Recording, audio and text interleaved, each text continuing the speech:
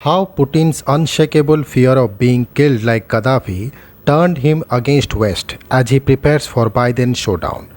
Vladimir Putin is said to have an unshakable fear of being killed like Libyan tyrant Colonel Gaddafi, which has poisoned his relationship with the West. US President Joe Biden will tomorrow meet Putin for the first time both as presidents in a summit which is predicted to be tense and a return to the uneasy status quo between the US and Russia. Biden is expected to confront Putin as relations between the two superpowers have hit rock bottom, with the veteran Democrat branding his opposite number a killer. Election meddling, cyber attacks, and military tensions over Ukraine are all expected to be on the table as the two butt heads and squabble for status on the world stage. Despite great overtures to warm up relations between the West and Russia at the end of the Cold War, things have frozen over once again in the last decade. And one of the turning points is said to be Putin's reaction to the Western intervention in Libya back in 2011. The Russian leader is believed to be haunted by the scenes in which the tyrannical Gaddafi was brutalized before being executed by a mob. After all of it was captured on video, which further disturbed Vlad, who reportedly considered it a warning shot to his own regime. He is said to have obsessively watched the video, according to The Atlantic, and seen it as a wake-up call.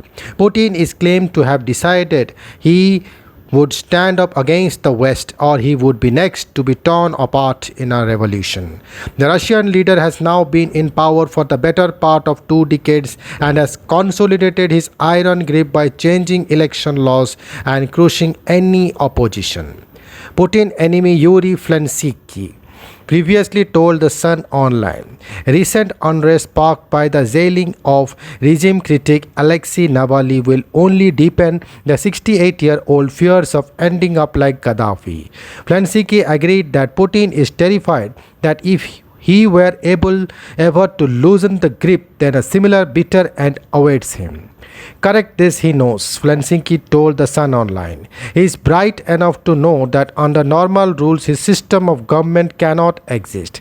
He is not an idealist. He knows there's no way he can survive unless he continues to oppress.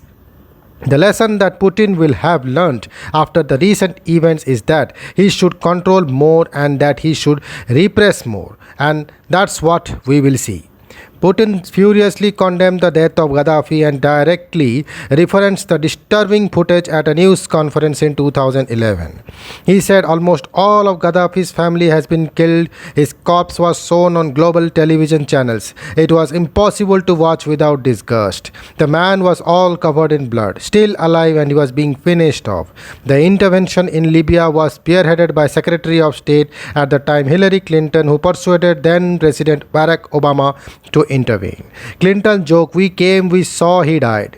Putin branded the UN resolution backing the military intervention as a medieval call to the Crusades. The former KGB agent was serving as Russia Prime Minister at the time, spending 4 years in the role between back-to-back double terms as the president from 2000 to 2008 and then 2012 to now. The New Yorker reported in 2017 that this was the moment which convinced Putin the West was his enemy and left him paranoid of efforts to undermine him through uprisings in Russia. Obama's National Security Advisor Tom Donilon said, "Apart from the outset of his second run as president, in my judgment, he was bringing Russia to a posture of pretty active hostility towards the United States and the West." He added the communication really broke after that. Russian journalist Mikhail Zygar said Putin learned from Gaddafi's death that weakness and compromise were not an option. He said when he was Faria, no one touched him. But as soon as he opened up, he was not only overthrown but killed in the street like a mangy old cur.